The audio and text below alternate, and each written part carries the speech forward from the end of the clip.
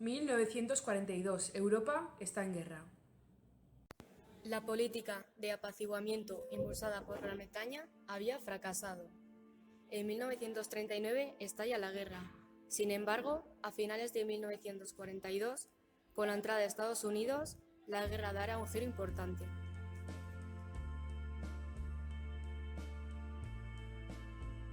Unos años antes del estallido de la guerra, la persecución de los judíos por parte del nazismo era un hecho. Los nazis acusaban a los judíos de todos los problemas de la Alemania. En julio de 1942, la familia de Anna Frank, una niña alemana con ascendencia judía, tuvo que ocultarse en una casa de Ámsterdam durante más de 2 años.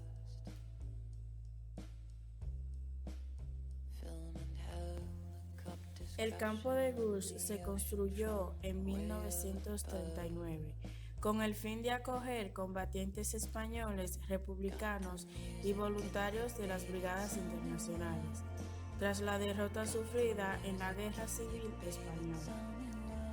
Con la ocupación alemana, Gurs se convertirá en campo de concentración para judíos, disidentes políticos o españoles que huían de la España franquista. Muchos navarros estuvieron allí.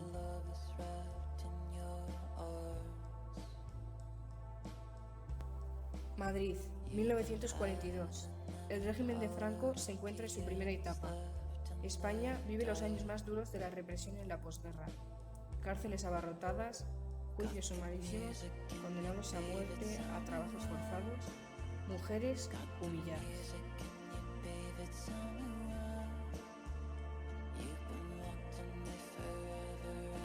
Portugal, 1942.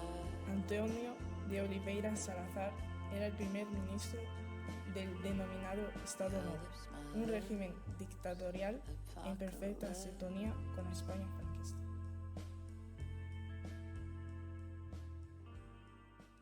¿Y tú? ¿Dónde estabas entonces? ¿Dónde estabas en 1942? ¿Dónde estabas entonces cuando tanto te necesité? Te quiero defender de mi alma y déjame en paz. Quiero intentar no volver a caer. Pequeñas tretas para continuar en la brecha. Me siento hoy como un halcón llamado a las filas de la insurrección.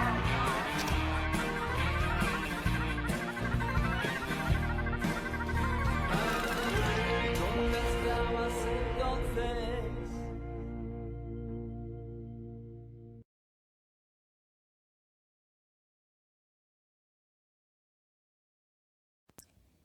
Anna Frank. Junto con su familia, tuvo que mudarse a la ciudad de Ámsterdam, huyendo de los nazis. Allí, sus padres le regalaron un diario al cumplir los 13 años. Muy poco después, su familia tuvo que ocultarse en un escondrijo o anexo secreto, como lo llamó en su diario, situado en un viejo edificio en el Prinsengracht. Allí vivieron durante la ocupación alemana desde el 9 de julio de 1942 hasta el 4 de agosto de 1944. En el escondite había 8 personas, sus padres Otto y Edith Frank, ella y su hermana mayor Margot y la familia de un dentista judío. Durante aquellos años, Anne escribió su diario, en el que describe su miedo a vivir escondida durante años, sus nacientes sentimientos por Peter, los conflictos con sus padres y su vocación de escritora. Pocos meses antes de ser descubiertos, empezó a reescribir su diario con la idea de publicarlos tras la guerra. Anna, su familia y acompañantes fueron arrestados por la policía el 4 de agosto de 1944 y un mes después, el 2 de septiembre, toda la familia fue trasladada en tren al campo de concentración de Auschwitz, viaje que les llevó 3 días. Mientras tanto, 2 de las personas que los protegieron mientras estuvieron escondidos encontraron y guardaron el diario y otros papeles de Anna. Margot y Ana pasaron un mes en Auschwitz y luego fueron enviadas a Bergen-Belsen, donde murieron de tifus en marzo de 1945, poco antes de la liberación del campo. Solo Otto logró salir del Holocausto con vida. Miep le dio el diario para publicarlo con el título Diario de Ana Frank, que ha sido traducido a 70 idiomas.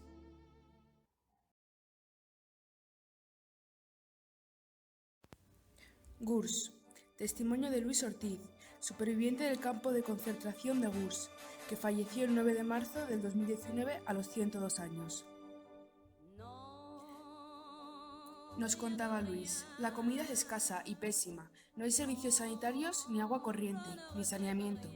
El campo no está drenado y con la lluvia el barco casi impide los movimientos. En los barracones ni había cocinas ni nada. El gobierno vasco nos mandaba unas sardinas, unos embutidos y con alguna cosa más que nos daban los franceses nos teníamos que apañar. Para dormir nos metíamos bajo una chapa de zinc y para lavarnos nos ponían agua en las cubetas donde luego hacíamos el cemento los obreros. No tuvimos nunca ni un camastro, dormíamos en el suelo. Muchos no tenían ni zapatos, se ataban sacos a los pies para ir de un lado a otro. Íbamos con unas camisetas rotas, llenas de agujeros, y nos tapábamos con mantas viejas. Una cosa terrible. Teníamos unos grifos de agua fría, y ahí te lavabas. Pero ¿lavarte con qué? Si no había ni jabón. Nuestro barracón estaba cerca de la carretera. Una suerte, porque los domingos venían chicas en bicicleta desde los pueblos cercanos y nos gritaban desde el otro lado de la valla: ¿os hace falta algo? Cogíamos un papel y un lápiz y escribíamos: me llamo fulanito, estoy en el barracón número tal, necesito jabón, hojas de afeitar, pasta de dientes. Lo tirábamos con una piedra al otro lado. Entonces, el domingo siguiente te llamaban por los altavoces: Luis Ortiz Alfao tiene visita. Y esa gente de la zona nos traía jabón o pasta de dientes o lo que fuera. Una vez me trajeron unas pastillas de chocolate. ¡Chocolate! Con eso eras capitán general.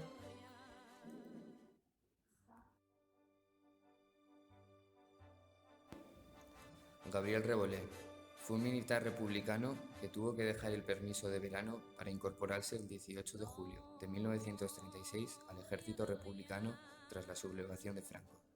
Militante de la CNT, luchó en decenas de frentes por todo el norte de España.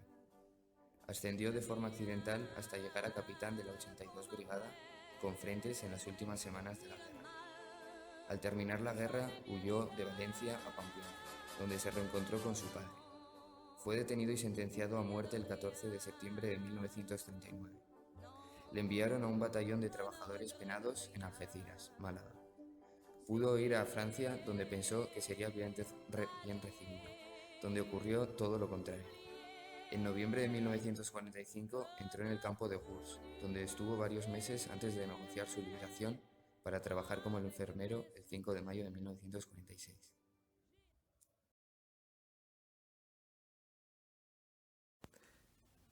Don Luis.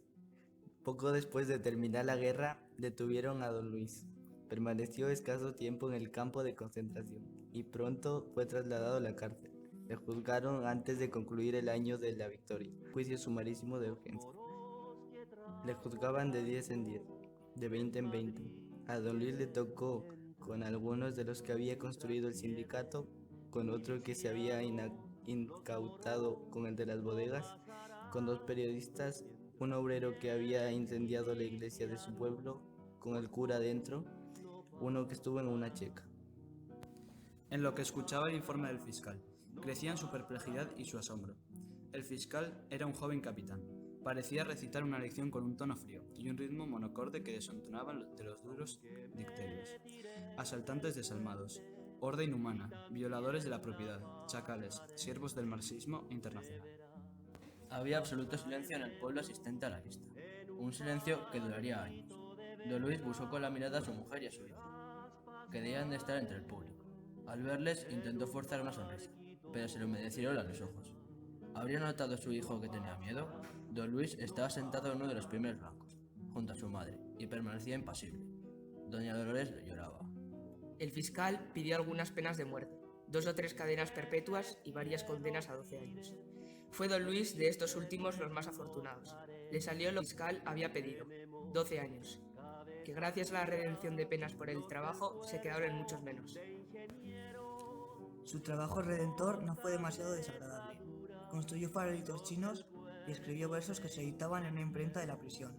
Estos versos convenía que fueran de tema patriótico, exaltación de la cruzada de Franco de José Antonio, o de tema religioso porque eran mejor acogidos por el cura que dirigía la publicación.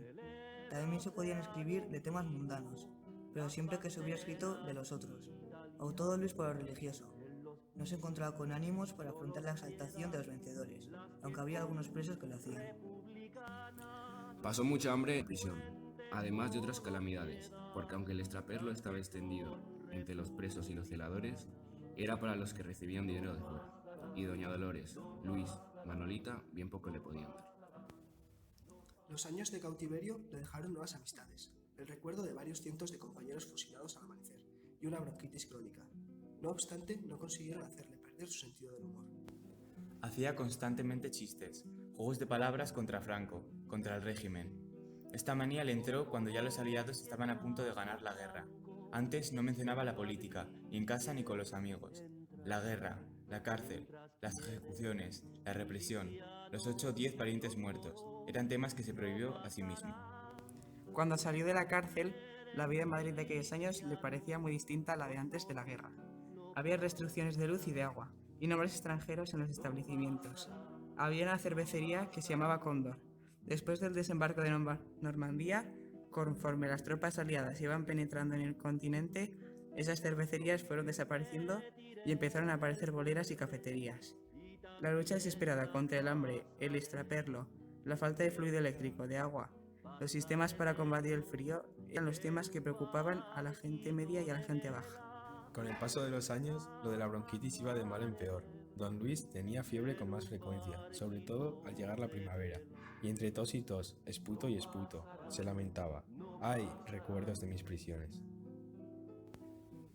A veces, cuando le faltaba el aire y parecía que los ojos iban a saltarle de las órbitas, se acordaba de la cárcel y al recobrar el aliento preguntaba: ¿por qué me pasa esto si mi condena no era de muerte? Un día, cercano ya al año 50, don Luis murió. El día antes, al ver irremediable su final, comentó con su hijo Luis que lo que más rabia le daba era marcharse cuando estaba tan próximo al fin del régimen del caudillo. Los aliados vencedores iban a traer a España la monarquía democrática, con don Juan, o quizá la república, o lo que quisieran. No sería el mundo soñado por su sobrino Anselmo, el anarquista, pero tampoco la miseria, el oprobio, la opresión, la injusticia. Estrechó la mano de su hijo Luis y con voz casi inaudible le felicitó por los años que tenía por delante. ¡Qué equivocado estaba! Miguel Torga. En 1937 inició un viaje por Europa, Francia, Italia, Suiza y Bélgica. Regresó un mes más tarde atravesando España en plena guerra civil. Su posición contraria al régimen de Salazar le traerá problemas con la censura. En 1939, en su narración El cuarto día, hizo una clara denuncia del franquismo y del fascismo de Mussolini. Esto le supuso la incautación del libro y su detención por parte de la PVDE, Policía de Vigilancia y Defensa del Estado. Al menos 3 meses estuvo en la cárcel de Aljuve, solo por pensar distinto. Fue liberado el 2 de febrero de 1940. En 1941 publica su libro, Contos da Montana, que otra vez será incautado por la PVDE. Uno de esos cuentos, Frontera, es el que han leído nuestros compañeros de Lisboa. Desde Pamplona mandamos un saludo para todos vosotros.